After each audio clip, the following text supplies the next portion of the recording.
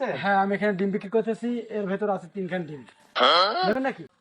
হ্যাঁ, 3টা ডিম আছে। তিনটা ডিম আছে, ও কি পাখি? ও এ আছে কয়েল পাখির ডিম, বুঝছো? এই ডিম আছে আমি বিক্রি করি আছে 15 টাকা করে, বুঝলে?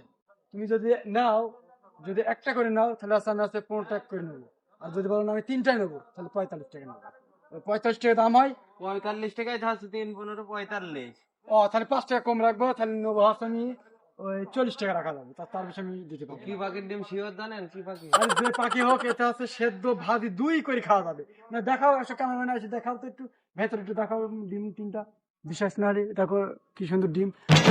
ওইটাই 3খান ডিম ও তো আছে। সবুজ ডিম। হ্যাঁ, সবুজ ডিম, তাই তো। এই মিয়া, বলো। এই পাখির ডিম তুমি আবার টাকা নিবা? ও, এই সগনি গাছ কার? এই সগনি গাছ আমার। বছরে সগনি গাছ পুষছি, সার পানি করছি, আর ডিম নিলি না, না নিলি যা। চাষ ওখানে কি করছে? এটা কয়েল পাখিতে আমার ডিম পাচ্ছে, তুই কিন্তু ডিম বেচা কিনা করছে না, একটা খোকা এলো। ওই 3টা আছে, সে খোকা আছে 60 টাকা বেড়েছে। আমাদের খোকা 3টা ডিমের দাম হয় 3390।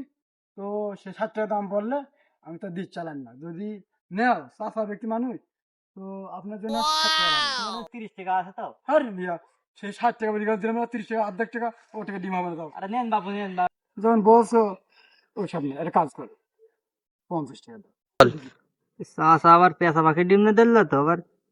যাই হোক, বাড়ি পান নিয়ে গিয়ে ভাজি ভাজি খালি হবে।